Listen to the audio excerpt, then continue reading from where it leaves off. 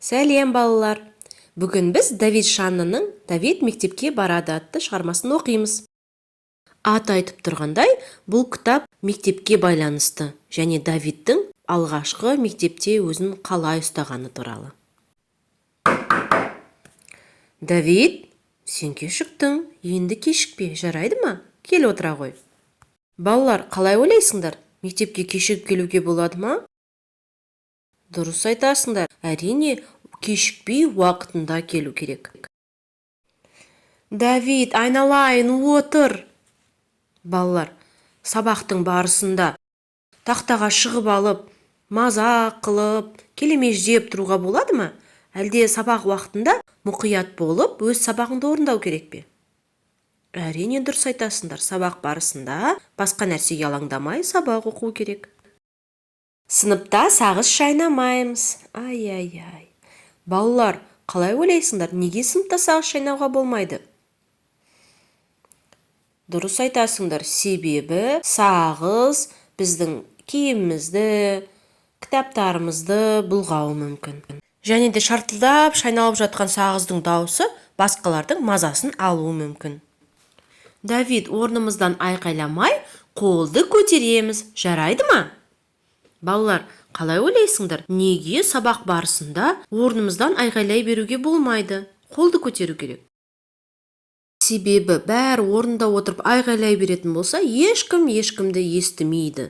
Сондықтан тек қана қолды көтерген адам жауап беру керек. Давид, қолымызды жинап отырамыз. Қалай ойлайсыңдар? Неге қолды жинап отыру керек?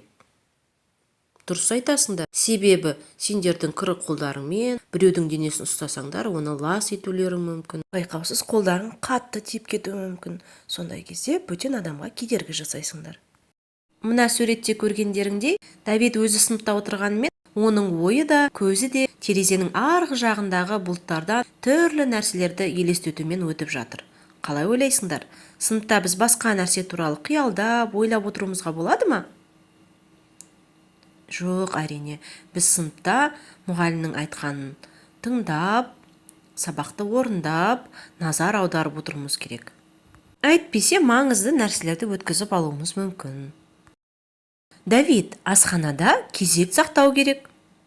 Балалар, қалай ойлайсыңдар? Давидтің кезек сақтамай алдыға жылжып бара жатқаны дұрыс па?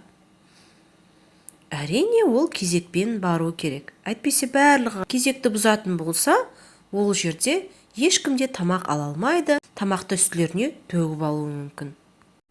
Мына жерде не болып жатыр? Бұл мен емес. Бұл мен емес. Кімнің бастағаны маңызды емес.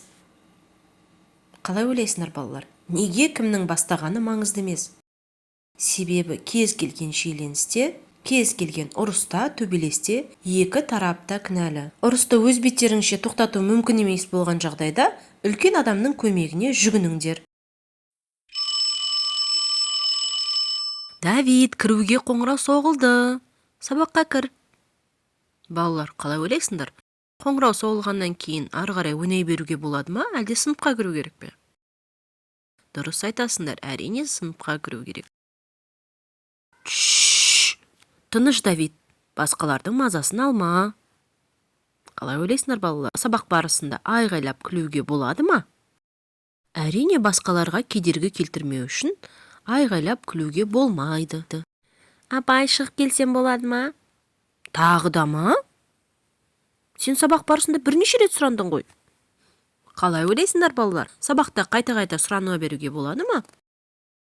Сабақтың маңызды бөлігін өткізіп алмас үшін сабақтан көп сұрануға болмайды.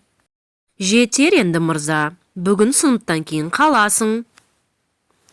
Қалай ойлайсыңдар? Мұғалім оған не үшін сыныптан кейін қал деді? Дұрыс айтасыңдар, ол партаға сызып тастады. Партаға сызуға болады ма? Жоқ, өзіміз отырған жерді ұқыпты ұстауымыз керек. Давид, бітірдің ба? Қараңдаршы, Давидтің қандай сыныпты тап-таза қылып қойғанын.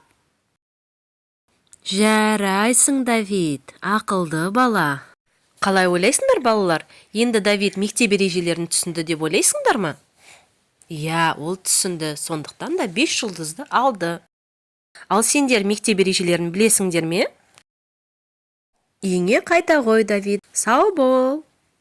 Осымен шығармамыз аяқталды. Сендер де сау болыңдар, балалар.